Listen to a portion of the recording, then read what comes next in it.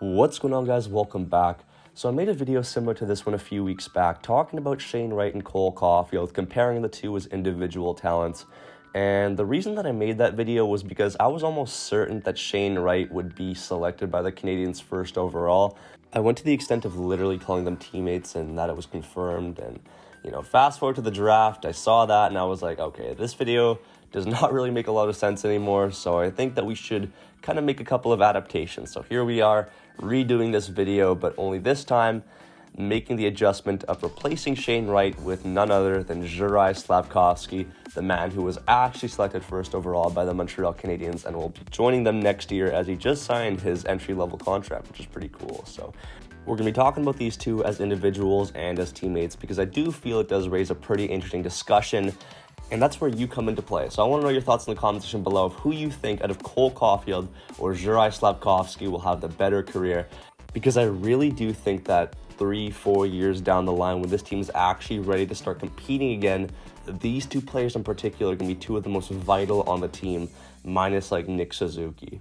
With that being said, make sure you subscribe to the channel. I really appreciate all the support we've been getting on all the recent videos. It means a lot to me. Ton of new viewers and subscribers coming in, so make sure you keep it coming. Join the fandom and hit that sub button. Hit that bell so you don't miss out when I actually upload as well. And also make sure you like the video for more content like this, because I feel like now is a better time than ever to make videos like this talking about prospects, because it doesn't really interfere with any of the other craziness going on in the NHL, like trade deadlines and drafts and free agency and playoffs and whatnot. So, it's a great time to make these compare and contrast videos. So if you want to see me cover any two players, let me know in the comment section below, and I'll be sure to go ahead and do that. But anyways, without further ado, let's actually get right into today's video. So I do think that in comparison to the last video we made, this one is an even more interesting debate, because I feel like with Juraj Slafkovsky, there are just so many X factors about him. Personally, I do think that the Canadiens did make the right pick drafting Juraj Slafkovsky first overall, as I do feel like he has the highest ceiling out of any player in the 2022 NHL draft.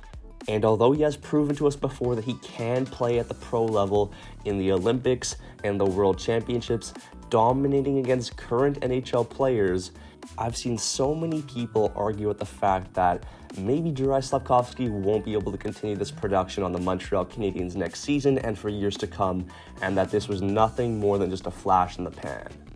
Personally, I think that take is absolutely ridiculous.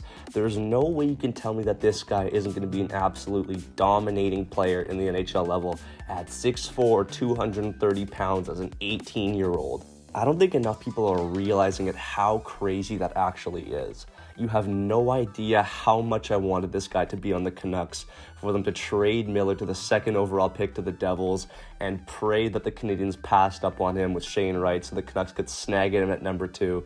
But, the Canadiens, they made the right pick there, picking Slafkovsky at number 1. I guarantee you this guy will be a great player. He will probably be the best player on their team in 3-4 years, maybe even less than that with how good he is already as an 18-year-old. But once this guy starts to develop, the ceiling here is so high. Let me read you his stats really quickly in the Olympic Games, where he got 7 goals in 7 games played, 7 points overall, just a goal-scoring machine there, where they got the bronze medal. And then the World Championships, Juraj Slafkovsky got 3 goals, 6 assists for 9 points in 8 games played. That is some really good consistency, and if you can keep that up at the NHL level, you're looking at a really well-rounded player that can score, make plays, that can hit, that can do it all. So let's compare this with the likes of Cole Caufield, who, shoots right. He's 5'7", 166, 15th overall by the Canadiens back in the 2019 NHL draft. And, Cole Caufield has shown signs of being a little bit inconsistent, as at the start of the year, before the Canadiens got Martin St. Louis as their coach, Cole Caufield did not really have the hottest start as an NHL forward, as, he had a really good rookie season where, he put up 5 points in 10 games played, and then in the playoffs he did pretty decently. But then after that, last season, he started off really cold, and he just didn't score. He wasn't doing what he was supposed to, and he even got sent down to the AHL a little bit, where he got 5 points in 6 games played. But then after that, man, this guy came up with some vengeance. He really did have something to prove to the Canadiens organization that he did not belong down in the Laval Rocket. And he finished off the season really well at 23 goals, 20 assists, for 43 points in 67 games played. And at this point, a lot of people were like, okay, this is the Cole Caufield we all know and love from last year's playoffs, where he got 4 goals, 8 assists, 12 points in 20 games played. A really solid end to the year. And honestly, if Cole Caufield can keep this production up, then I think we're looking at a really decent debate here between him and Juraj Slafkovsky. Obviously, Slafkovsky has a ton of advantages. He weighs 64 more pounds than him. He's 6'4" in comparison to Cole Caufield's 5'7". But honestly, man, this guy's just a goal scorer. Whatever this guy touches goes in the net. And with that being said, I really think that in this debate, Cole Caufield deserves a lot more respect despite his stature in comparison to Slafkovsky's and his weight. This guy is a machine, and he's a really good player. So I really want to know what you guys all have to say in the comment section below.